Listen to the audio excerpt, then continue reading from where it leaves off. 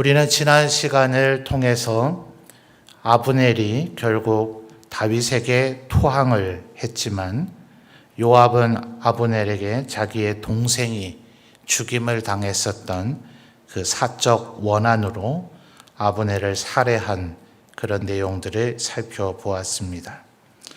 이제 그 아브넬이 그렇게 헤브론에서 죽었다는 소식이 요단강 동쪽 이스보셋 왕의 진영에 전달이 되었죠.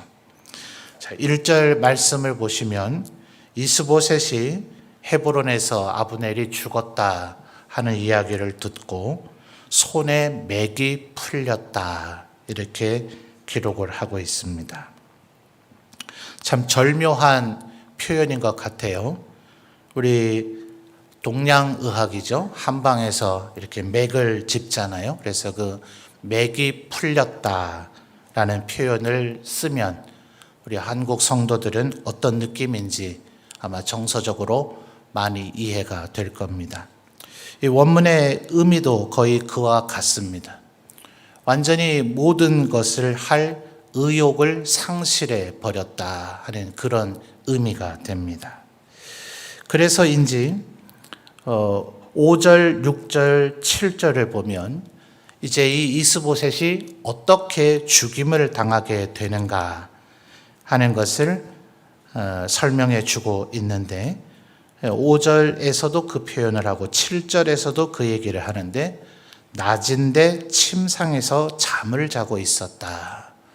이게 이제 손에 맥이 풀린 그 상황의 결과죠. 낮잠이 죄다 이런 얘기 아닙니다. 또 이런 말씀을 과도하게 우리 성도들이 이해를 하게 되면 그게 바로 근본주의자라 그래요. 이슬람의 광신도들 있죠. 테러 행위를 하고 또 IS라고 얼마 전에 있었던 이슬람 극단주의자들이 사람들을 막 산채로 불에 태워 죽이고 이런 그 자들을 이제 근본주의 혹은 더 과격하게 얘기하면 광신도라 그러는데 하나님의 말씀을 문자적으로 잘못 이해하면 이제 그런 지경에 빠지게 됩니다. 하나님의 말씀도 똑같아요. 정확하게 이해를 해야 되죠. 예를 들면 하나님께서는 종 삼는 것을 그렇게 권장하지 않으셨죠. 율법에서 종을 삼는다 하더라도 그 사람을 일종의 사용하는 어떤 권리를 얻는 것으로 여겨야 된다. 아마 현대의 소위 이제 회사 사장님들, 경영주가 있으면 그들이 직원을 채용하겠죠. 그 직원을 채용하는 것보다 더 인권을 존중하며 대해야 된다는 것을 구약 성경에도 이야기를 해요. 근데 그들이 이제 나는 독자적으로 내 삶을 경영하기가 참 힘들다. 그러니 나는 아예 이 사람에게 영원히 종이 되겠다라고 할 때 그것을 표식을 해야 되잖아요. 그 표식을 하는 것을 귀를 뚫어서 귀걸이를 하는 것으로 표식을 합니다. 그러니까 한 20, 30년 전에는 교회에서 우리 여성들 귀걸이 하면 난리가 났죠. 네가 지금 종 되고 싶어 안달이 났느냐. 아주 이 극단적인 어리석은 해석에 지나지 않는 그런 태도인 거예요. 낮잠 자다 지금 죽었다 그러면 이제 낮잠 자면 다 죄다 이렇게 얘기하는 똑같습니다. 하나님께서 또 선지자를 통해서 말씀하시기를 내가 내 찬송을 우상에게 주지 아니하리라. 이 찬송이라 하는 것은 음악의 장르를 얘기하는 게 아닙니다. 하나님을 높이는 경배하고 하나님을 높여드리는 그 행위, 그것이 음악으로 하든 또 다른 어떤 섬김으로 하든 예배 행위나 고대 구약으로 하면 제사 행위로 하든 혹은 하나님 말씀, 예수님이 말씀해 주시기를 하나님을 사랑하는 것과 이웃을 사랑하는 것이 같은 계명이다 이렇게 얘기하셨으니 이웃을 잘 섬기고 사랑하는 것으로 하든 하나님을 높여드리는 그 행위, 이것을 얘기하는 것인데 찬송을 하나님께 드려야 된다. 우상에게 내가 주지 않겠다. 이렇게 얘기하니 기독교인은 찬송가에 수록된 것 외에는 부르지 말아야 된다. 이것도 극단주의의 또 하나의 양상입니다. 여러분, 찬송도 잘 구별해야 되는 것이, 찬송에 보면 우리 성도들을 서로 위로하는 찬양들 많아요. 그건 엄밀히 말하면 찬송이 아닙니다. 예컨대 당신은 사랑받기 위해 태어난 사람, 어디 하나님을 높임이 어디 있어요? 당신은 하나님께 이렇게 사랑받는 사람이니까 제발 낙심하고 좌절하지 말고 힘을 내서 살아라. 그리고 그 속편격인 노래도 그거 아니에요? 내가 이제 그렇게 사랑받는 자인 줄 알았으니 나도 이제 그 사랑 전하며 살리라. 간접적으로는 하나님을 높이겠지만 그것은 헌신을 다짐하는 노래이지 찬송이라 부를 것은 아닙니다. 이 찬송이란 말의 어휘가 음악적 장르를 나타내는 말이 아닌데 자꾸 그렇게 극단적으로만 이해하는 사람들이 있는 그런 거죠. 말하자면 지금 이것도 마찬가지입니다. 낮잠을 자면 죄다 이건 아니에요. 근데 왕이 하는 행위들이 굉장히 많이 있을 거 아니에요? 여러분, 왕이란 뭐 해야 됩니까? 지금 아브넬이 죽었대더라. 이러면 뭐 해야 돼요? 뭐 해야 되겠습니까? 여러분 한번 상상을 해 보십시오. 지금 바로 그래서 이어지는 말씀의 2절을 보니까 아브넬이 죽었어도 사울의 아들 이스보셋에게 군 지휘관이 있다. 이 얘기를 하고 있잖아요. 그러면 뭐 해야 됩니까? 최소한 이 군 지휘관인 바나나 레갑을 불러다가 쉬운 말로 하다못해 단합대회라도 해야 되죠. 아브넬이 죽었으니까 말이에요. 사실 아브넬과 그리고 이 바나와 레갑은 비교할 수가 없는 그런 존재입니다. 그러니 아브넬이 죽었다 하는 것 때문에 손에 맥이 풀리는 것 충분히 이해가 됩니다. 근데 이제 왕은 이러고 있으면 안 돼요. 손에 맥이 풀려서 넋 놓고 손 놓고 주저앉아 있고 시간 보내고 이러고 있으면 안 됩니다. 두 가지 가운데 분명히 해야죠. 바나 레갑을 독려하고 아니면 아브넬의 빈자리를 메꾸기 위해서 또 다른 사람들을 군사령관으로 임명하고 승진하든지 해서 다윗과 끝까지 결사항전을 다짐하고 내부 단속을 하든지 아니면 자기가 모든 군사들, 모든 신하들을 이끌고 다윗에게로 가서 직접 투항하든지 둘 중에 하나를 해야 된단 말입니다. 그 외에도 왕이 해야 할 일은 많이 있겠지만 이 상황 가운데서는 그 둘 중에 하나는 했어야 되는 거예요. 근데 이도 저도 안 하고 어정쩡한, 어쩌면 우유부단한, 아무리 좋게 봐줘도 너무 과도한 심사숙고 때문에, 여러분 심사숙고란 말 자체는 좋은 말이잖아요. 아주 신중하게 많이 생각하는 것이니까 좋겠지만 대부분의 모든 결정은 시간과 그 궤를 같이 합니다. 시간이 더뎌져 버리면 그것 또한 이미 결정이에요. 나는 찬성합니다, 반대합니다, 이것만이 결정이 아니라 침묵하고 있으면 그것도 하나의 의사 표현이듯이 좋은 결정을 내린다고 시간을 많이 끄는 것이 좋을 것 같지만 시간을 놓치면, 시간이 흘러가 버리면 소위 기회를 놓친다 해서 실기한다 그러죠. 그 자체가 이미 패망의 길로 가는 겁니다. 그러니 너무나 심사숙고하고 있을 수가 없는 거예요. 최대한 빨리 결정을 했었어야 되는데 지금 이스보셋은 그 실기하고 전혀 이도저도 결정하지 않은 채 낮잠이나 자고 있는, 낮잠을 언제 자야 되겠습니까? 정말 모든 것이 풍요롭고 모든 것이 다 이루어졌을 때 정말 삶의 여유를 아주 누릴 수 있는, 예컨대 현대적으로 말하면 휴가 갔을 때나 할 것이 낮잠이죠. 여러분, 잠은 밤에 자야 됩니다. 밤은 잠에 자는 게 아니고요. 잠은 밤에 자야 돼요. 하나님 앞에 정말 우리가 간절한 기도의 제목이 있을 때는 그 잠마저도 포기하면서 밤을 세워서 기도한다는 거지, 밤을 세워 기도하고 낮잠 자면 성령의 경건함이 임하는 게 아니라 삶이 게으르고 나태하고 패망하게 됩니다. 낮에는 일하고 밤에는 자는 것이 정상적인 거예요. 그런데 지금 이 낮에 낮잠을 잔다.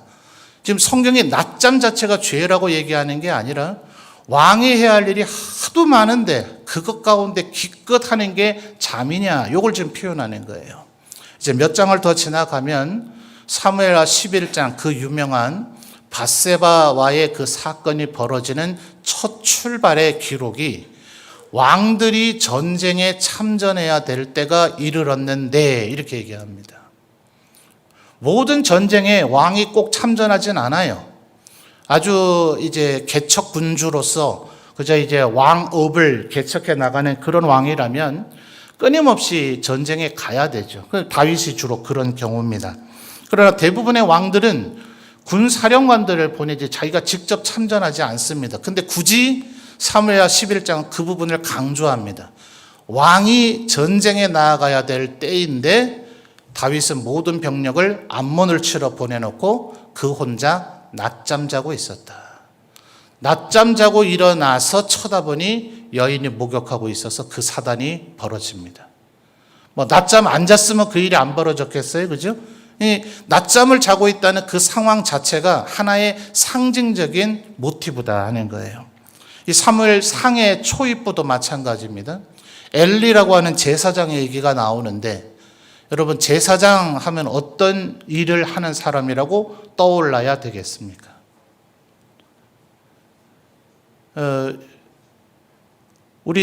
제 아내가 저하고 결혼하기 전에 아마 그 교회도 교육자들이 있었을 거 아니에요? 그 교육자들하고 저하고 또래가 비슷해서 지금도 이제 담임 목회 다 각자 하고 있는지라 연락 주고받고 이럽니다. 근데 아마 아내가 더 어릴 때이니까 전도사님이 얼마나 멋있어 보였겠어요. 그래서 그 전도사님 왜 그리 멋있느냐 이랬더니 그 전도사님은 늘 책을 읽고 계셨대요. 교회 와서 하여튼 뭔가 일을 하는 분주하게 몸을 움직여야 되는 일을 하고 있는 그 순간이 아니면 그는 늘 책을 읽고 있었다 이렇게 얘기를 하더라고요. 그래서 내가 그분을 좋아했던 거 아니냐 이렇게 이제 놀렸던 적이 있는데요. 여러분에게 목사는 주로 뭔 일을 하는 사람이라고 여겨집니까? 목사는 늘 족구하더라, 늘 목욕하러 가더라 이러면 안 되잖아요, 그렇죠? 목사도 목욕해야죠. 몸에 냄새나고 그래서 해야 되겠습니까? 운동을 해서 자신의 체력도 유지해야죠. 근데 그건 어쩌다 한 번 일이지 목사님은 늘 말씀을 읽든지 기도를 하든지 아니면 신방을 가든지 뭘 강의를 하든지 이래야 될 거 아니에요. 근데 사무엘상의 엘리의 모습을 보면 그는 늘 의자에 앉아 있었다. 한나가 기도할 때도 의자에 앉아 있었다고 표현을 합니다. 그리고 마지막 홈리와 비나스 자기 아들들이 죽었다는 얘기를 들을 때도 의자에 앉아 있다가 그 의자가 뒤로 넘어지면서 목이 부러져서 죽습니다. 그 의자 앉아 있는 거 죄 아닙니다. 죄라 여기시면 지금 일어나서 설교 들으시든지요. 그러니까 성경은 지금 상징적으로 그가 지금 어떠한 정황에 있느냐 요걸 지금 묘사하고 있는 거예요. 그러니 지금 이스보셋의 상황이 지금 어떻습니까? 손에 맥이 풀려서 완전히 지금 어떤 의욕을 상실해 버린 거죠. 왜 그랬을까요? 여러분 이게 바로 우리가 지난 시간 몇 주에 걸쳐서 살펴보면서 다윗이 헤브론에서 오직 유다 지파만의 왕으로 추대되어 있는 기간이 얼마라 그랬죠? 7년 6개월이라 그랬습니다. 근데 이스보셋이 왕 노릇한 거는 몇 년이었다고요? 겨우 2년이었다고. 이게 악귀가 안 맞잖아요. 이스보셋이 7년 반 동안 왕 노릇했다 그러면 사울이 죽자 말자 유다 지파는 다윗을 왕으로 옹립하고 베냐민과 나머지 11지파는 이스보셋을 왕으로 옹립했는가 보다. 이게 딱 맞아 떨어지는데 왜 이스보셋은 2년밖에 안 됐느냐. 자, 5년 반 동안은 이스보셋이 왕이 아니었던 겁니다. 정말 기이한 현상이죠. 그리고 우리는 지난 시간에 아브넬이 그 투항하기 직전에 이스라엘의 장로님들을 불러다가 했던 얘기를 살펴봤었습니다. 기억하십니까? 3장 17절로 거슬러 가서 한번 확인해 보죠. 3장 17절입니다. 자, 여러분이 읽어주세요. 3장 17절입니다. 시작.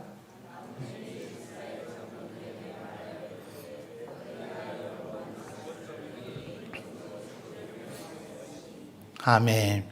자, 요게 이제 마지막 마치 아브넬이 자기가 이제 허락해 주듯이 이스라엘 이제 베냐민 지파를 제외하고 유다 지파 제외한 10지파의 장로님들이었겠죠. 그 장로님들에게 그동안 당신들이 다윗을 왕으로 세워야 되지 않습니까? 그게 순리 아닙니까? 하나님의 뜻이었지 않습니까? 라고 아브넬에게 와서 얘기를 했지만 아브넬이 그걸 막고 있었던 거죠.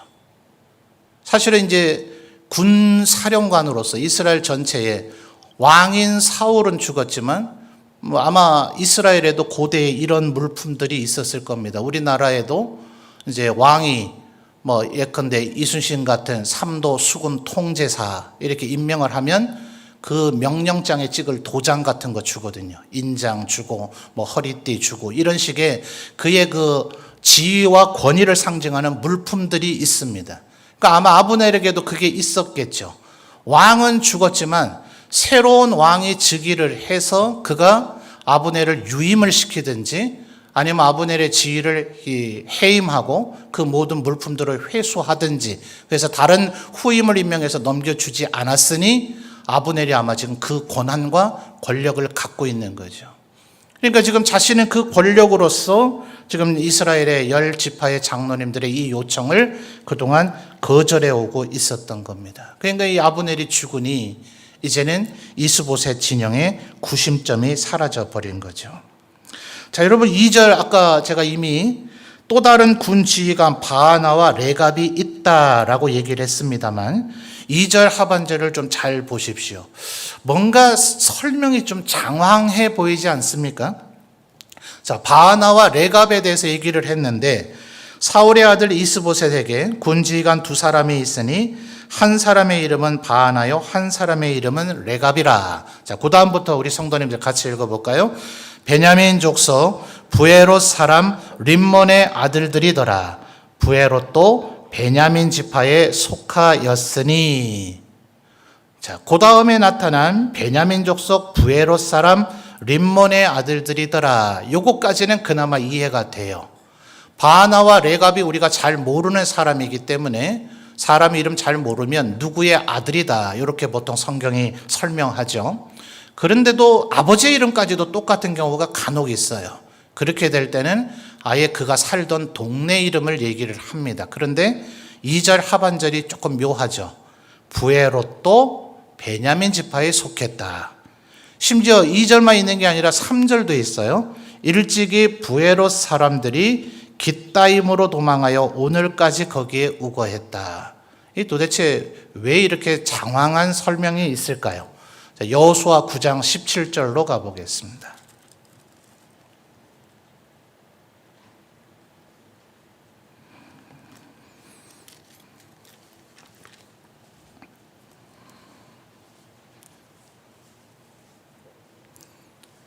여호수아 9장 17절입니다.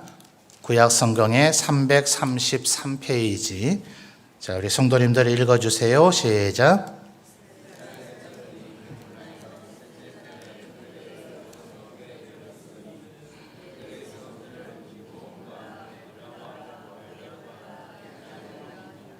아멘.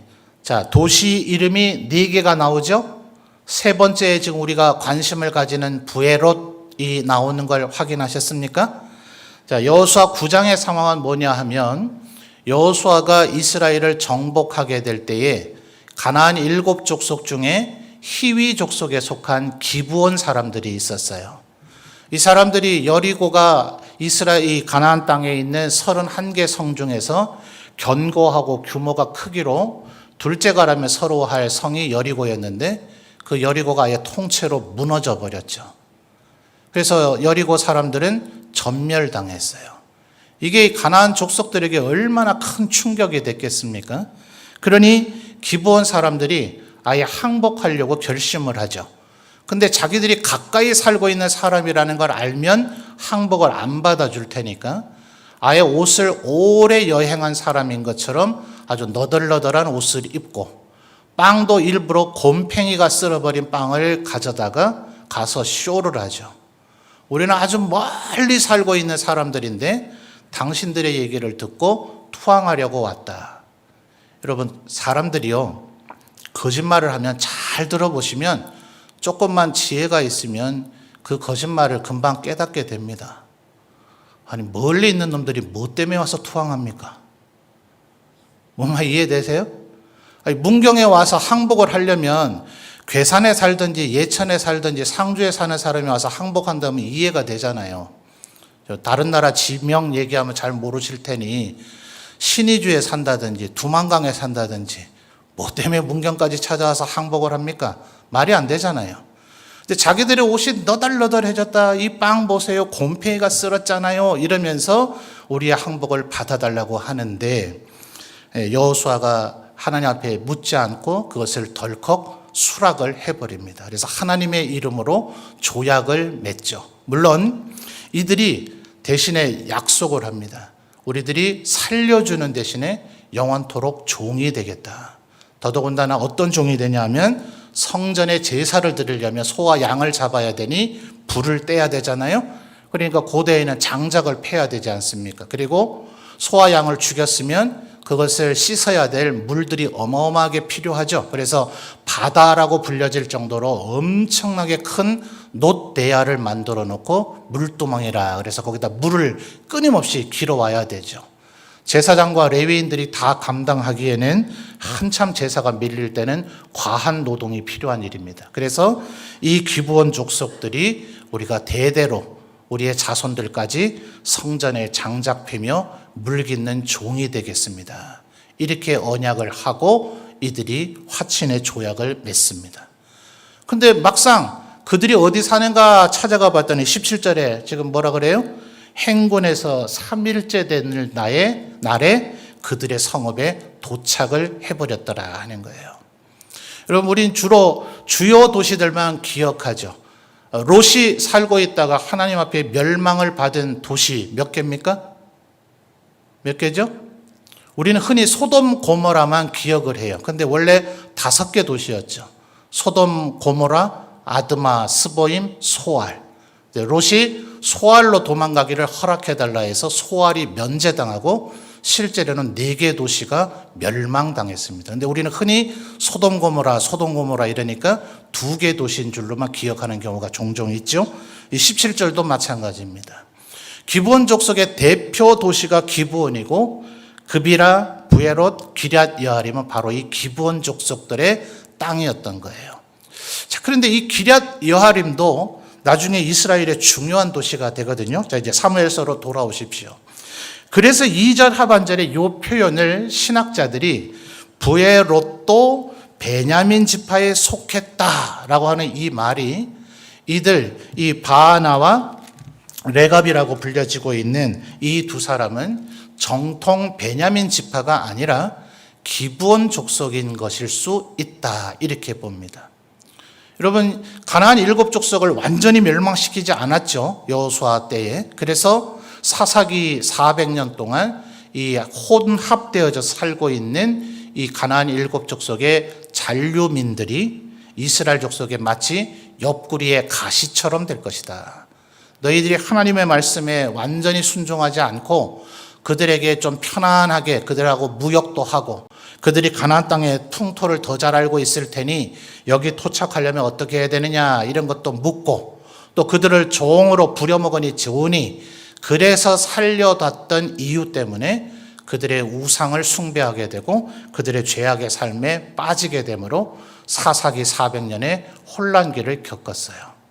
그러니까 우리는 지금 가나안 땅 안에는 오직 이스라엘 12지파 외에는 이방인은 단 한 명도 없을 것이라고 자꾸 착각하지만 성경에 잘 보시면 겐 족속, 그나스 족속, 또 출애굽기에서도 마찬가지입니다.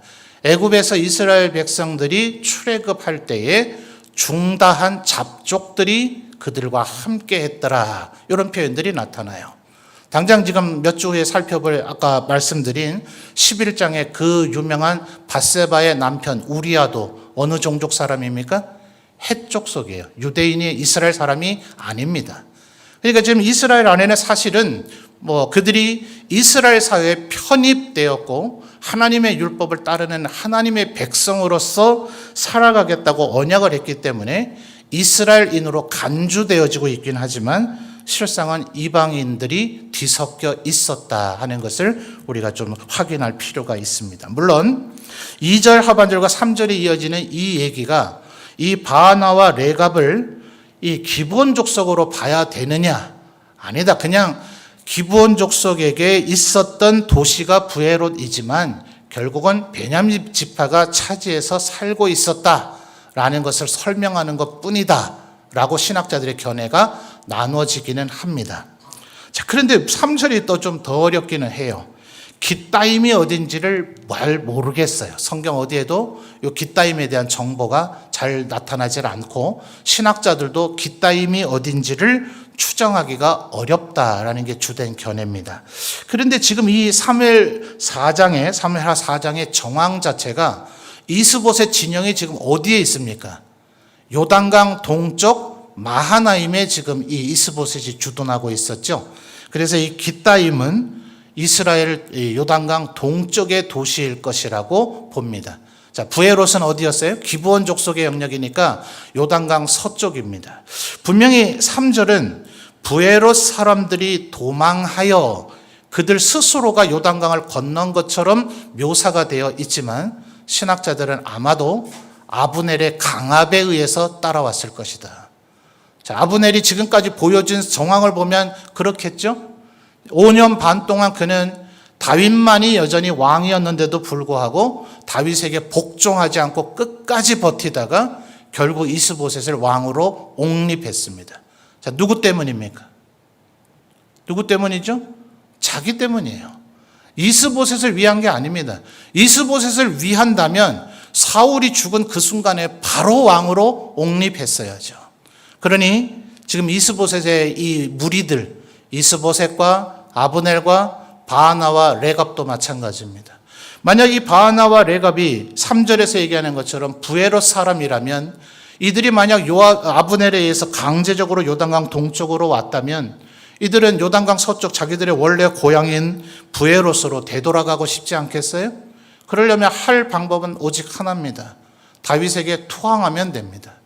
굳이 이스보셋을 죽여야 할 이유는 아무데도 없는 거죠.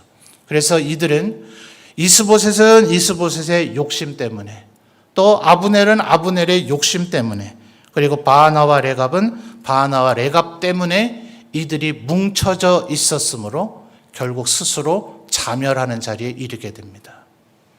여러분, 반면 다윗은 어떻습니까? 다윗은 이들을 끝내 공격하지 않아요. 다윗에게 모인 사람들은 정말 오갈 데 없는 사람들이기 때문에 다윗에게 모여들었고 아둘람 굴에서 그랬죠. 그리고 다윗은 그들을 끊임없이 용서했습니다. 시글락에서 그들이 다윗을 배반하고 다윗을 돌로 쳐서 죽이려고도 했지만 다윗은 그들을 처벌하지 않고 그것도 그냥 묻어버리고 모든 것을 용서했습니다. 여러분, 용서하는 사람이 이깁니다. 온갖 방법을 동원해서 적을 무너뜨리려고 하는 사람들은 결국 자기들 스스로 무너지게 되어져 있어요. 여러분, 살아가다가 여러분 수많은 사람들과 많은 인간관계를 맺고 살아가실 터인데 여러분, 이 원리를 꼭 기억하셔야 됩니다. 지금 하나님을 믿는데도 불구하고 저돌적으로 주위 사람들과 다투고 싸우는데 조금도 물러서지 않고 주저하지 않는 분들이 너무나 많아요. 절대로 하나님이 기뻐하시는 방법이 아닙니다. 주님 뭐라고 얘기하셨어요? 오른뺨을 때리는 자에게. 여러분, 대부분 오른손잡이입니다. 지금 한번 오른손을 들어서 상대방의 오른뺨을 때리는 게 어떻게 가능한가 한번 해보십시오. 오른손으로 오른뺨 때리기가 굉장히 어렵습니다. 왼뺨을 때리는 구조가 될 수밖에 없어요. 오른손으로 오른뺨을 때린다는 것은 이렇게 때리는 겁니다. 이거는 권투하듯이 싸워서 이기는 방식이 아니에요. 이 앞에 있는 사람이 나에게 전혀 대항할 수 없는 그런 권력자의 위치로서 완전한 갑질입니다. 갖고 노는 거예요.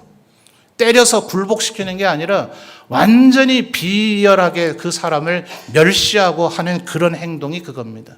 참을 수 있습니까? 지나가다가 서로 이렇게 싸워서 이렇게 하는 것보다 그게 참기가 훨씬 더 어렵습니다. 근데 주님 뭐라 그래요? 네 오른뺨을 때리는 자에게 왼뺨도 돌려대라 해요. 너에게 오리를 가고자 하는 자, 그 오리 놀러 가자는 얘기가 아니죠. 로마 군인들이 주로 자기들은 무기도 들고 가야 되고 먹을 거 군수품 짐이 많으니까 그냥 피정복민 가운데 아무나 불러서 너 이리 와 짐 들고 가 하는데 안 따르면 죽이면 그만입니다. 그 자체가 반역으로 간주되니까요. 그러니까 아무나 불러다가 비용을 주지 않고 일을 시켜 먹는 거예요. 그런데 그렇게 오리를 따라오라고 일을 시키면 왼수 같은 짓 아니에요? 근데 거기에 심리를 더하랍니다. 이게 주님께서 우리에게 명하신 방법이라는 걸 기억하셔야 돼요. 결국 이 다윗은 9절 이하에 보면 10절 말씀을 보시면 우리가 사무엘하 1장에서 살펴봤던 사울의 죽음과 관련한 그 아말렉 사람의 거짓말이 있었죠. 다윗이 그 거짓말을 알았을까 몰랐을까? 그거 별로 중요하지 않다, 그렇게 결론을 내렸습니다. 아마 알 것 같기는 한데 말이죠. 자, 10절도 보십시오. 전에 사람이 내게 알리기를 보라, 사울이 죽었다 하며 그가 좋은 소식을 전하는 줄로 생각하였어도, 그가 그렇게 생각했다라고 지금 다윗이 얘기하고 있죠. 그러니까 다윗은 아마도 그가 거짓말하고 있는 줄을 알았다고 보는 것이 더 맞을 것 같아요. 그래서 신학자들의 의견이 그쪽으로 기울어져 있습니다. 그러니까 지금 다윗이 그 얘기를 하는 거죠. 거짓말해도, 하나님의 기름 부음을 받은 자를 죽였다는 거짓말을 해도 내가 죽이거늘 너희는 진짜 살인을 했는데 그것으로 상 받을 줄 알았더냐. 여러분, 한 번 배신한 사람은 계속 배신합니다. 그가 진정으로 회개하고 돌아오지 않으면 그런 사람에겐 더 이상 기회가 주어지면 안 돼요. 그게 지금 다윗이 내리는 왕으로서의 정의입니다. 여러분, 언제나 기억하셔야 됩니다. 하나님은 사랑의 하나님만은 아닙니다. 하나님에게는 공의와 사랑이 균형을 이루고 계십니다. 그래서 우리를 용서하시고 우리를 구원하시기 위해서 그냥 무조건 그동안 내가 죄라고 했던 것 무효, 이제 이 세상의 모든 인간은 죄인이 아니다 라고 강짜를 부리시고 억지를 부리신 게 아니라 친히 우리 대신 그 죄값을 지불하셨어요. 공의로 만족을 시켜서 우리를 구원하신 것이지, 그 사랑이 하나님의 권력 남용, 권한 남용으로서 우리에게 작용된 것이 아니다 말입니다. 그러니까 왕으로서의 다윗은 지금 바하나와 레갑은 사형을 집행합니다. 그런데 12절 하반절을 보십시오. 이스보셋, 저번에 우리가 아브넬의 죽음 3장에서 이미 살펴봤습니다만 지금 왕도가 헤브론입니다. 헤브론 왕도 안에, 도시 안에는 왕들의 무덤을 만들 수가 없어요. 우리 조선의 왕실도 지금은 서울이 되어 있지만 한양, 사대문 밖에 원래 능들이 다 있었다 그러죠. 지금은 이제 서울이 확장됐기 때문에 다 서울특별시는 되어 있습니다만 그것은 한양이던 시절에는 성 밖이지 성 안이 아닙니다. 성 안에다 왕의 무덤을 만들고 나면 왕조가 그 바로 망할 게 아니면 나중에는 절대로 그 모든 왕들을 한 곳에 모실 수가 없어요. 그러니 왕실의 무덤도 왕도 밖에 세워야 할 것이거늘 지금 12절을 보십시오. 헤브론의 아브넬을 이미 장례 치렀다 그랬었죠. 거의 지금 아브넬을 다윗 왕실의 사람인 것처럼 예우를 해준 겁니다. 얼마나 이 크나큰 사랑입니까? 그리고 포용 정책이죠. 그리고 바로 이스보셋의 머리도 헤브론의 아브넬과 함께 매장을 했다는 거예요. 여러분, 이 이후에도 보면 베냐민 지파 출신들이 다윗에게 무례하게 구는 사람이 여럿 나옵니다. 압살롬과 반란을 전후로 해서 다윗을 마치 조롱하고 비난하는, 이렇게 베냐민 지파를 선대해 줬지만 그래도 악한 사람은 악한 짓을 계속합니다. 근데 다윗은 그들을 사적으로 보복하지 않아요. 이 효과가 언제 어떻게 나타나는지 아십니까? 다윗의 손자인 솔로몬의 아들인 르호보암 때에 왕국이 둘로 쪼개지죠. 여러분 생각에는 다윗 왕실, 유다 지파의 반란의 가장 중심이 되어야 될 지파가 누구이겠어요? 베냐민 지파여야 되지 않겠어요? 직전 왕인 사울을 배출했던 지파이니까요. 그런데 10지파가 북쪽으로 다 가버리고 한 지파만 남유다에 잔류를 하는데 그게 베냐민 지파입니다. 사랑은 반드시 열매를 맺게 되어져 있습니다. 악한 자들이 여러분에게 악하게 굴어도, 미국의 전 대통령입니까? 오바마 부인이었던 미셸 오바마가 이렇게 선거 연설 도중에 이렇게 얘기했죠. 저들이 우리에게 저급하게 굴어도 우리는 고상하게 대응해야 된다. 이 미국이나 유럽 사람들의 말 가운데 그들의 행실이 세속주의에 물들어 있고 향락과 쾌락에 물들어 있는 영역이 굉장히 많은 것이 사실이지만 서양 유럽 사람들의 말들 속에는 그들의 기독교 500년, 1000년의 역사에 남아있는 그 신앙의 잔재가 있어요. 근본 사고방식 자체가 얼마나 성경적인 사고방식이 있는지 모릅니다. 여러분, 바울 사도도 빌립보서에서 얘기하죠. 모든 사람에게 너희의 관용을 알게 해라. 뭐 때문에요? 그 사람이 너무나 사랑스러워서요? 아니요. 주님이 다가오시기 때문이다. 주님 오실 날이 하루하루 다가오고 있습니다. 주님 앞에 서서 우리가 말씀드려야 될 겁니다. 주님, 그날 제가 몹시 섭섭하고 화나고 짜증났지만 그래도 제가 잘 참았습니다. 그를 사랑했습니다. 오히려 그를 위해 기도했습니다. 이렇게 말할 수 있어야 할 것입니다. 하나님이 살아계시기 때문에 악인들은 반드시 그들 스스로 자멸하고 스스로 붕괴되어지게 되어 있습니다. 굳이 여러분이 거기에 피를 묻혀서 아비가일이 그렇게 권면했죠. 나발의 집안을 몰살시키겠다 할 때에 하나님의 생명싸개 속에 당신이 쌓여 있거늘 뭐 때문에 왕이 되시고 난 이후에 후회할 일을 하고자 하십니까? 이 어리석은 자 나발은 반드시 죽을 것입니다. 아비가일이 자기 남편을 향해서도 그렇게 얘기했잖아요. 그래서 여러분 9절을 보십시오. 이 바하나와 레갑을 처벌하고 사형을 집행하기 전에 다윗이 하는 말 속에서 그의 신앙이 드러나요. 9절, 다윗이 부에롯 사람 림몬의 아들 레갑과 그의 형제 바하나에게 대답하여 그들에게 이르되. 자, 우리 성도님들 그 다음 읽어주세요. 시작.